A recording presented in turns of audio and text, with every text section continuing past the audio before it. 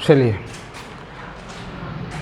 हाँ भाई, तो आज हम हैं लेक्चर नंबर सेकंड में। लेक्चर नंबर सेकंड है हमारा, हाँ sorry, lecture number third. 2 lecture हम डाल चुके हैं आपको, और लेक्चर नंबर थर्ड है। बात करते हैं क्लास 10th की। 10th में हम बात कर रहे थे सबसे पहले मैं टेंस के बारे में आपको बताया, मैंने टेंस पढ़ रहे थे, ठीक है। तो इम्पोर्टेंट बात यह है कि जो मैं डाल रहा हूं वो आपको देखना जरूर है, ठीक है, और कॉपी में लिखना भी है वीडियो से। मेरा फर्स्ट और सेकंड लेक्चर हुआ है, उसको आप देखें और कॉपी में नोट करें। मजाक में ना लें कि साहब वैसे ही हो रहा है, ये तो तमाशा, ठीक है ना। फिर यहां आएंगे आप, रेगुलर क्लासेस आपकी चलेंगी तो फिर प्रॉब्लम होगी। फिर दोबारा लिखाओ, दोबारा लिखवाना बस की बात नहीं है, फिर सिलेबस नहीं होगा तुम्हारा ये, ठीक है। बहुत टाइम लगेगा इसमें। टेंस हम पढ़ रहे हैं और टेंस में कुछ बातें हमने की। टेंस के बारे में हमने बताया आपको कि टेंस किसे कहते हैं, क्या होता है, कैसे होता है, ये सारी बातें हम कर चुके हैं, ठीक है। तो टाइम खराब नहीं करते हुए हम आगे बढ़ते हैं। और हमने बात कर रहे थे, हम बात कर चुके थे वर्ब की फर्स्ट फॉर्म का प्रयोग कहाँ होता है, और वर्ब की फर्स्ट फॉर्म के साथ एस कहाँ लगता है और ई एस कहाँ लगता है, इसके बारे में हम डिस्कशन हमारा चल रहा था, ठीक है। वर्ब की फर्स्ट फॉर्म के बारे में हम बता चुके थे आपको कि वर्ब की फर्स्ट फॉर्म का प्रयोग होता है कहाँ पर, प्रेजेंट सिंपल टेंस में। कैसे वाक्यों में, सिंपल सेंटेंसेस में, यानी सब्जेक्ट कैसा होना चाहिए, प्लूरल। किसके साथ होता है, प्लूरल सब्जेक्ट के साथ वर्ब की फर्स्ट फॉर्म का प्रयोग करते हैं प्रेजेंट सिंपल टेंस में। लेकिन एक कंडीशन और है कि वाक्य कैसा होना चाहिए, साधारण होना चाहिए, सिंपल होना चाहिए, अफर्मेटिव होना चाहिए, तब आप वर्ब की फर्स्ट फॉर्म लगा सकते हो किसी भी वाक्य में, ठीक है। जैसे मैंने एग्जाम्पल दिया था, मैंने कहा था कि हम बाजार जाते हैं। वाक्य के अंत में क्या आ रहा है, ते हैं। क्या आया, ते हैं। ते हैं किसकी पहचान है, प्रेजेंट सिंपल टेंस की। ये कल लिखा चुके हैं हम आपको, ठीक है। ये फर्स्ट वीडियो में हम बात कर चुके हैं। अब प्रेजेंट सिंपल टेंस की है, अब ये वाक्य तो प्रेजेंट सिंपल टेंस में लिखना है हमें, लेकिन अब इसको बनाएं कैसे, इसमें यूज क्या किसका करें, ठीक है। दूसरी बात हमने ये देखा कि वाक्य, क्या ये वाक्य नेगेटिव है, नकारात्मक है, नहीं है। नकारात्मक वाक्य की पहचान क्या होती है, हिंदी में तो वाक्य में निश्चित रूप से क्या आता है, नहीं, और अंग्रेजी में वाक्य में क्या आता है, नो अथवा नॉट। यदि ये आ जाते हैं तो वाक्य क्या हो जाता है, नकारात्मक। क्या वाक्य नकारात्मक है, ये नहीं है, ठीक है। क्या ये वाक्य प्रश्नवाचक है, नहीं है। प्रश्नवाचक वाक्य की क्या पहचान है, प्रश्नवाचक वाक्य की एक ही पहचान है कि चाहे हिंदी में हो चाहे इंग्लिश में हो, वाक्य के पीछे निश्चित रूप से क्या आता है, प्रश्नवाचक चिन्ह आता है। यदि प्रश्नवाचक चिन्ह आता है तो वाक्य निश्चित रूप से 100% कैसा होता है, प्रश्नवाचक होता है। तो वाक्य साधारण है, ना प्रश्नवाचक चिन्ह है ना नहीं है, कुछ भी नहीं है, यानी वाक्य कैसा है, साधारण है, ठीक है। अब इसके अंग्रेजी बनाते हैं हम का मतलब वी हुआ। वी एक वचन है या बहुवचन है, वी करता है, ये एक वचन है या बहुवचन है, बहुवचन है। और हमने कहा यदि कर्ता बहुवचन हो, टेंस प्रेजेंट सिंपल हो, तो किसका प्रयोग करते हैं, वर्ब की फर्स्ट फॉर्म का। यानी अब आप कर देते हैं गो टू मार्केट, यानी आपने क्या लगाई है, केवल वर्ब की फर्स्ट फॉर्म। सिंपल बात है। यदि आप इसे ऐसे बनाते हैं तो फिर ये गलत है, गोज टू मार्केट। ये क्या है, गलत है, ठीक। क्यों गलत है, क्योंकि यहां पर कर्ता बहुवचन है, आप वर्ब के साथ क्या लगा रहे हो, ईएस लगा रहे हो, जो कि इनकरेक्ट है, गलत है, ऐसा नहीं होता। ये बात हम कर चुके हैं, ठीक है। आगे हमें बात करनी है कि वर्ब के साथ एस और ईएस कब लगता है। यहां पर हमने छोड़ा था, ठीक है, यहां पर हमने छोड़ा था, तो ये हमें लिखना है, इसे हम लिखेंगे और हेडिंग डालें आप कि वर्ब की फर्स्ट फॉर्म के साथ एस या ईएस का प्रयोग कब होता है। ठीक है, यहां हमने लिखा, पहली बात लिखी only with singular subject, singular subjects, केवल कैसे, कर्ताओं के साथ, एक वचन कर्ताओं के साथ। ठीक है, कर्ता कैसा होना चाहिए, एक वचन। सिंगुलर का मतलब क्या होता है, एक वचन। कर्ता कैसे होने चाहिए, एक वचन। In simple sentences, simple sentences, ठीक है, साधारण वाक्यों में। वर्ब के साथ एस या ईएस लगेगा जब कर्ता एक वचन होगा और वाक्य कैसा होगा, साधारण होगा। टेंस कौन सा होगा, प्रेजेंट सिंपल होगा। तब आप वर्ब के साथ एस लगाएं या फिर उसके साथ ईएस लगाएं। ठीक है, अब ये तो आप जानते हैं कर्ता एक वचन कैसे होते हैं, नहीं जानते क्या? एक वचन का मतलब एक और बहुवचन का मतलब एक से ज्यादा। जब कर्ता के स्थान पर एक व्यक्ति हो, एक वस्तु हो, एक जीव हो, एक जंतु हो, तो फिर वो एक वचन होता है।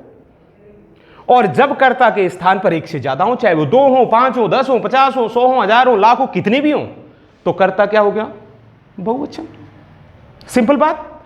तो कर्ता जैसे हम ठीक है, कर्ता हम लिखें सिंगुलर सब्जेक्ट्स, जैसे सिंगुलर सब्जेक्ट्स जैसे,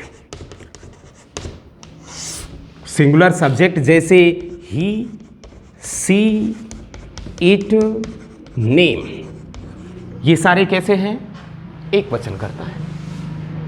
नेम का मतलब किसी का भी नाम आ जाए, मोहन, सोहन, जो भी है, ये सब कैसे हैं, एक वचन करता है। जब भी आएंगे तो वर्ब के साथ एस लगेगा या ईएस लगेगा। अब प्रॉब्लम ये है, एस कहां लगेगा, ईएस कहां लगेगा। ठीक है, दो चीज है कि भाई एस लगाएं या ईएस लगाएं। एक बात आपने देखिए नोट करनी है, फिर ठुकोगे बेकार में। पहले कह रहा हूं, ध्यान से सुन लें, ध्यान से समझ लें। वीडियो में जो चीजें आ रही हैं उनको नोट कर लें अपनी कॉपी में और उन्हें याद कर लें। समझ में नहीं आ रही है, आप कमेंट कर सकते हो, मेरे से बात कर सकते हो, व्हाट्सएप पे मैसेज कर सकते हो, कुछ भी कर सकते हो। लेकिन जो मैं चीजें लिखा रहा हूं, जब भी आप आए ऑफलाइन क्लास, जब भी स्टार्ट होंगी, ये चीजें आपको याद होनी ही चाहिए। ये फर्स्ट कंडीशन है। ठीक है, या वैसे ही टाइम खराब नहीं करना है कि वीडियो बना रहे हैं, देख रहे हैं, मजे ले रहे हैं, कोई मतलब नहीं लिख रहा, सेंसलेस हो रहा है सब कुछ। जो मैंने वीडियो बना के लिखा दिया है, जो पढ़ा दिया है, वो क्लास में नहीं पढ़ाऊंगा, पहले बता रहा हूं, स्टार्टिंग में आते ही। ये पढ़ाएंगे जरूर ऑफलाइन क्लास में, इनको पढ़ाएंगे आपको, लेकिन ये सबसे बाद में, यदि टाइम मिला तो वीडियो निश्चित रूप से देखें। जो भी लेक्चर हम डाल रहे हैं उनको देखें और उनको समझें। नहीं समझ में आ रहा है तो स्कूल आएं, मेरे से बात करें, ठीक है, कमेंट करें, फोन पे पूछें, कुछ भी कर सकते हैं आप। ऐसा नहीं कि देख ही नहीं रहे साहब, सो रहे हैं आराम से। सोना है तो सोते रहिए फिर आराम से, कोई प्रॉब्लम नहीं है। ठीक है, फिर वापस पॉइंट पे आते हैं। वर्ब के साथ एस या ईएस का प्रयोग कर रहे हैं हम प्रेजेंट सिंपल टेंस में। कहां होता है हम बता चुके हैं। कर्ता कैसा होना चाहिए, एक वचन होना चाहिए। वाक्य कैसा होना चाहिए, साधारण होना चाहिए। यदि वाक्य साधारण है, कर्ता एक वचन है, तो फिर आप वर्ब के साथ एस लगा सकते हो अथवा ईएस लगा सकते हो। अब ईएस कहां लगेगा, एस कहां लगेगा, ये देख लीजिए। तो नीचे नोट डाल के आप लिख सकते हैं। ठीक है, नीचे नोट डाल के आप लिख ले। मैं अंग्रेजी ज्यादा लिखूंगा, हिंदी आपको लिखनी है तो हिंदी आप लिख सकते हैं। ठीक है, हिंदी में लिखने का प्रयास करता हूं। यदि आप हिंदी में लिख दें, यदि किसी वर्ब का, वर्ब मतलब क्रिया, वर्ब का अंतिम अक्षर, अंतिम अक्षर एस हो, सॉरी ओ हो, एक्स हो, जेड हो, SH हो, CH हो, CH हो, ठीक है। आदि हो तो क्रिया के साथ ES जोड़ते हैं। क्या जोड़ते हैं? ES जोड़ते हैं जब किसी वर्ब का अंतिम अक्षर ये हो, ठीक है, तब हम क्रिया के पीछे क्या जोड़ देंगे? ES। लेकिन कर्ता कैसा होना चाहिए? एक वचन। वो कंडीशन है, ठीक है। पॉइंट नंबर 2 आप लिख देंगे,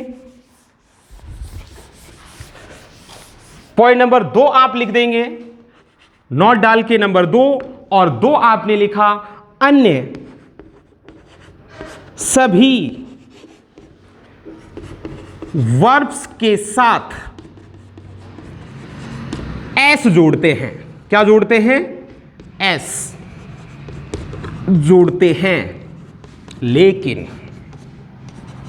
लेकिन कर्ता कैसा होना चाहिए?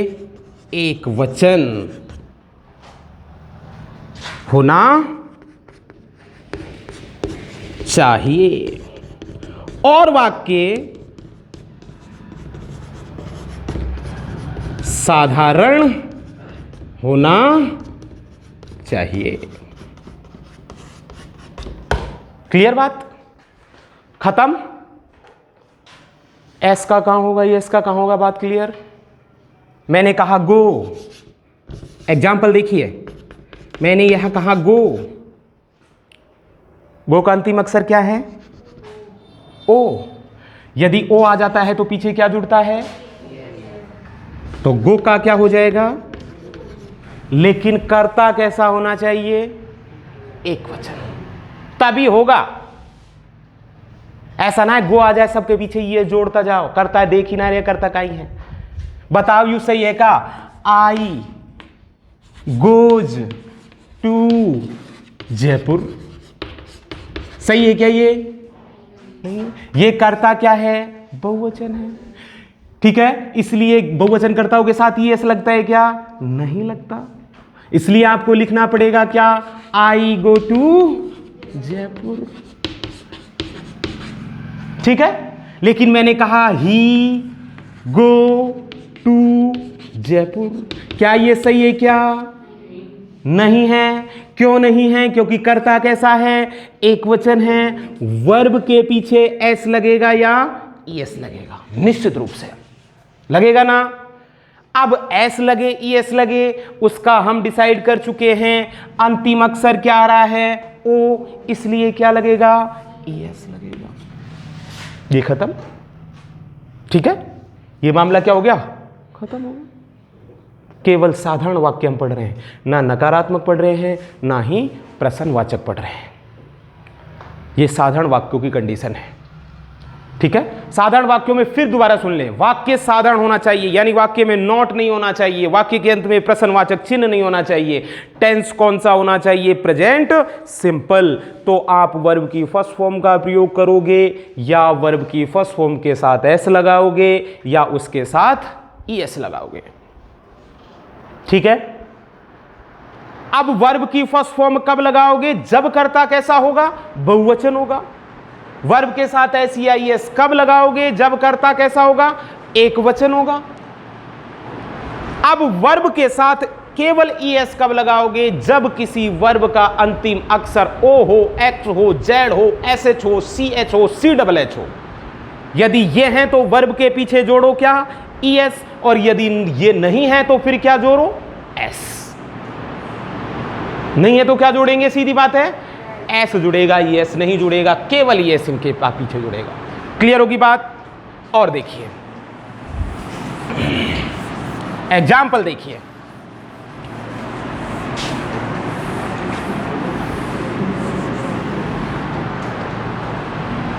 एग्जाम्पल देखिए, ही रीड ए बुक, क्या ये सही है? ये सही नहीं है। ठीक है, क्यों नहीं है? क्योंकि रीड वर्ब है, वर्ब के साथ आपने ना कुछ नहीं जोड़ा। कर्ता क्या है? ही, एक वचन है, यानी जब कर्ता एक वचन होता है तो वर्ब के साथ जुड़ता है एस या ईएस। अब यहां एस जुड़ेगा या ईएस, ये निश्चय करना है। O X S S C double H में से कोई है क्या? नहीं है, अतः क्या जुड़ेगा? केवल एस जुड़ेगा। यानी यहां आप कर दोगे ही रीड के साथ लगा दिया क्या? S, he read a book. ये वाक्य सही है। ठीक है, आगे बात समझ में। और एग्जाम्पल देखिए, एग्जाम्पल नंबर 2 हमने कहा टीचर टीच इंग्लिश, अध्यापक अंग्रेजी पढ़ाता है। कर्ता क्या है? अध्यापक। काम क्या कर रहा है? पढ़ाने का, यानी वर्ब क्या हुई? टीच। क्या वाक्य सही है? नहीं है। कर्ता कैसा है? एक वचन है। वर्ब के पीछे जुड़ेगा एस या एस, यानी वाक्य क्या हुआ? गलत हुआ। ठीक है, अब एस जुड़ेगा या ये जुड़ेगा? सीधी बात है। वर्ब का अंतिम अक्षर क्या है? सी एच, और सी एच आता है तो फिर क्या जोड़ना पड़ता है? ई एस, यानी आपको ऐसे लिखना पड़ेगा टीचर टीचेज। टीच के साथ क्या जोड़ दिया? ई एस, और फिर लिख दिया क्या? इंग्लिश। ठीक है, ये वाक्य क्या हो गया आपका? सही हो गया। आगे बात समझ में। वर्ब की फर्स्ट फॉर्म का प्रयोग कहाँ होगा? प्रेजेंट सिंपल टेंस में। वर्ब की फर्स्ट फॉर्म के साथ एस कहाँ लगेगा? प्रेजेंट सिंपल टेंस में। वर्ब की फर्स्ट फॉर्म के साथ एस कब लगेगा? प्रेजेंट सिंपल टेंस में। और वाक्य सभी कैसे होने चाहिए? साधारण होने चाहिए। फर्स्ट फॉर्म लगाएंगे, कर्ता बहुवचन होगा। एस लगाएंगे, कर्ता एक वचन होगा। ई एस लगाएंगे तो भी कर्ता एक वचन ही होगा। बात समझ में आई? केवल और केवल, मैं बार बार कह रहा हूं, केवल और केवल कैसे वाक्य? साधारण वाक्य। जिन वाक्यों में नॉट नहीं हो या नहीं हो, जिन वाक्यों के अंत में क्या नहीं हो? प्रश्नवाचक चिन्ह नहीं हो, उनके साथ ये काम करना है आपको। ठीक है, जिन वाक्यों के हिंदी के अंत में आता हो ता है, ती है, ते हैं। ठीक है, बात खत्म। नेक्स्ट चलिए आगे, अगला पॉइंट मिटा दूं?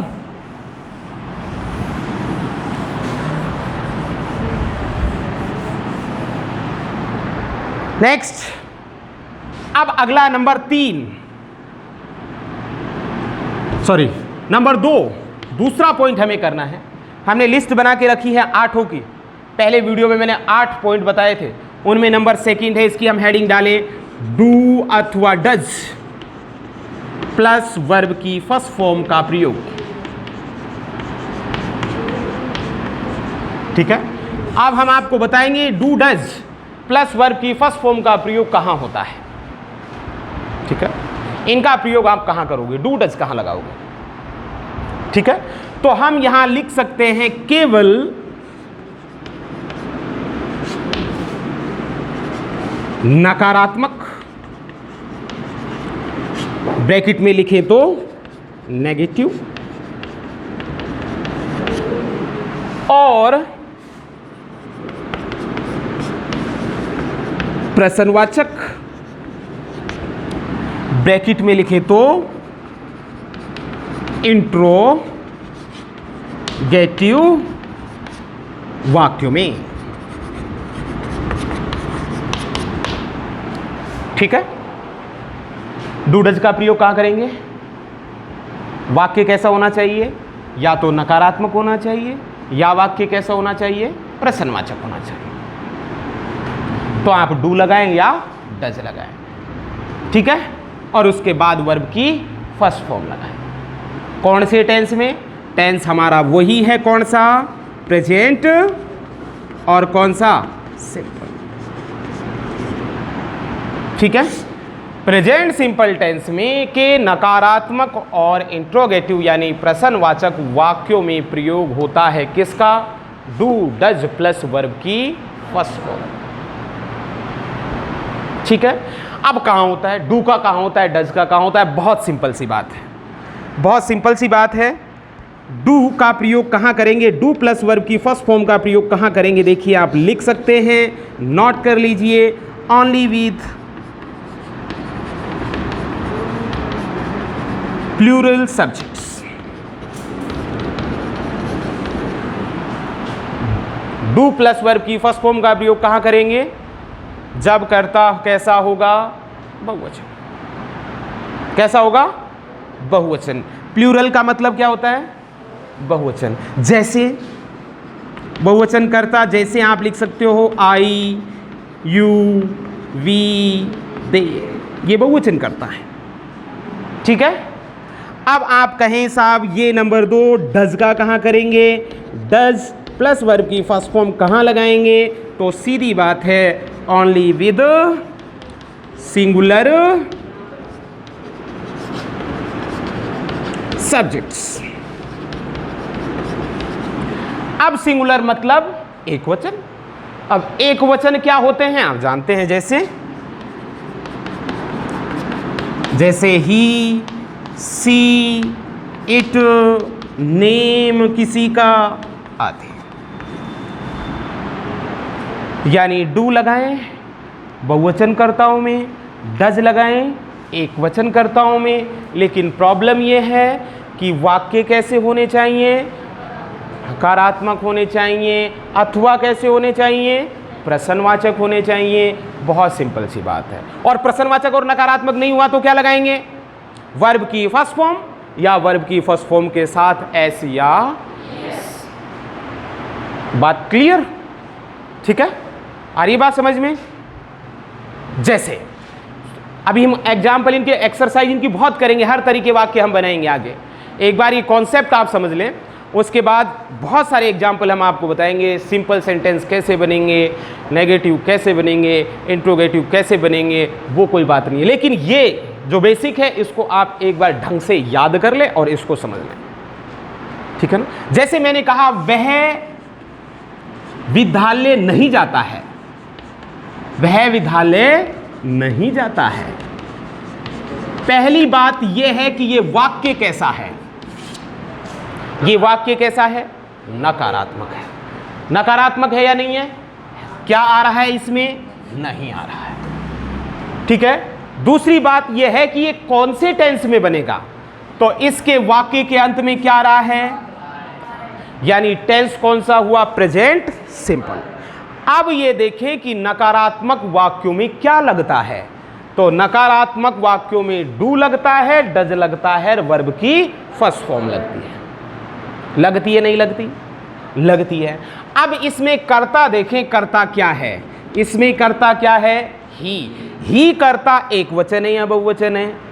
एक वचन है, इसलिए प्रयोग होगा डू का या डज का? डज का। तो आपने यहां लिखा डज, इसके बाद लिखा नॉट गो टू। ठीक है, समझ में आ रही है बात? लेकिन यदि यहां कर्ता बहुवचन होता और यहां होता हम, तो हम क्या हो गया? बहुवचन। तो अब आप इसमें लगाते क्या? वी, और वी बहुवचन करता है, इसलिए इसके साथ क्या लगाना पड़ता? ठीक है। तो ये सिंपल सी बात है। डू डज का खेल खत्म। बात समझ में आई? डू डज का, डू डज, ध्यान रहे, नेगेटिव इंट्रोगेटिव दो ही वाक्यों में होता है। तीसरी बात, टेंस कौन सा होना चाहिए? प्रेजेंट सिंपल होना चाहिए, तब ही डू डज को का प्रयोग होता है। और ध्यान रहे, डू डज के बाद हमेशा मेन वर्ब के रूप में वर्ब की फर्स्ट फॉर्म ही आती है, उसके साथ कुछ नहीं लगता, ना एस लगता है ना ईएस लगता है। बात खत्म। नंबर 3, ये कॉन्सेप्ट 2 है हमारा। अब नंबर 3 देखिए, प्रॉब्लम यह है आपका थोड़ा स्टैंडर्ड लो है, तो समझने में थोड़ी प्रॉब्लम हो सकती है, तो आप बार बार देखें इनको, ये वीडियो बार बार देखें तो समझ में आएगा। निश्चित रूप से जोर लगाएं थोड़ा सा, ठीक है, तभी समझ में आएगा, ऐसे आसानी से नहीं आएगा। ढंग से समझ लें एक बारी में, कभी भी पूछ सकता हूं, ये ध्यान रहे। आप टेंस ये सोच लें कि आप टेंस आखिरी बार पढ़ रहे हैं ढंग से। 4 नंबर में आएंगे एग्जाम में तो बिल्कुल हल्के में नहीं पढ़ने हैं, कि चीज को ढंग से याद करनी है। बिना याद किए, बिना समझे कुछ नहीं होता है। टेंस हर साल पढ़ते रहते हैं आप, 9वीं में भी पढ़ कर आए हैं, 8वीं में भी पढ़े थे, लेकिन आज तक कुछ नहीं आता। ठीक है, क्यों नहीं आता? क्योंकि हमने कभी सीखने का प्रयास ही नहीं किया, कभी हमने याद करना ही नहीं चाहा, कभी चीज़ों को हमने समझा ही नहीं। तो यहाँ ढंग से समझ लीजिएगा, आगे कोई समझाने वाला नहीं मिलेगा। ठीक है, क्या आप यही चाहते हो कि हर साल इनको ही पढ़ते रहें? 6 क्लास में आए तो टेंस, 7 में आए तो टेंस, 9th में आए तो फिर टेंस, 10th में फिर टेंस, 11th में फिर टेंस, और टेंस आ ही नहीं रहे हैं। क्यों नहीं आ रहे हैं? क्योंकि आप सीखना ही नहीं चाहते हैं। सीख रहे हैं फिर भूल जाते हैं, फिर चालू साहब दोबारा वही टेंस, फिर वही बात आ रही है। तो एक बार याद कर लो ना, ये बदलते थोड़ी ना है। ऐसा थोड़ी है कि अगली साल ही चेंज ही हो जाएंगे। प्रेजेंट सिंपल में कुछ और ही प्रयोग होने लग जाएगा, डू डज की जगह, वर्ब की फर्स्ट फॉर्म की जगह। कुछ नहीं है ऐसा। एक बार याद करिए, परमानेंट, हमेशा के लिए। ठीक है, जिन्हें कभी ना भूल पाए। नंबर तीसरा कॉन्सेप्ट है हमारा, और वो है is are am plus verb की थर्ड फॉर्म का प्रयोग। ठीक है, अब हम पढ़ेंगे is are am plus verb की थर्ड फॉर्म का प्रयोग। इनका भी कहां होता है, ठीक है ना, ये देखना है आपको। इसका प्रयोग कहां होता है, ये चीज हम देखेंगे। तो पहली बात सुन लीजिए मेरी। इज आर एम का मतलब ये नहीं है कि इज आर एम जहां आता है वहां टेंस प्रेजेंट कंटिन्यूअस हो जाता है। ठीक है, इज आर एम का प्रयोग प्रेजेंट कंटिन्यूअस की तुलना में प्रेजेंट सिंपल टेंस में ज्यादा होता है। कहीं पर भी आपको दिखे इज आर एम और उसके बाद आ जाए कौन सी फॉर्म, वर्ब की थर्ड फॉर्म, तो टेंस कौन सा होगा, प्रेजेंट सिंपल होगा, ना कि प्रेजेंट कंटिन्यूअस। बात आ गई समझ में? कौन सा टेंस होगा, प्रेजेंट सिंपल, ना कि प्रेजेंट कंटिन्यूअस। पहली बात तो ये है। आई बात समझ में? लेकिन इज आर एम के बाद क्या आनी चाहिए, थर्ड फॉर्म ही आनी चाहिए, तभी होएगो, नहीं तो ना होएगो। समझ में आ रही है ना बात? ठीक है, अब इज आर एम के बाद वर्ब की थर्ड फॉर्म कब आती है? आती है तो क्यों आती है, किस लिए आती है, ठीक है ना, और इनका कैसे यूज होता है, ये हम बात करेंगे नेक्स्ट क्लास में, और वो होगा हमारा लेक्चर नंबर 4। ठीक है, लेकिन देखते रहिएगा आप, ये वीडियो जरूर देखें। समझ में आ रही है ना? कभी देखे ही नहीं, आराम से सो रहे हैं। ओके।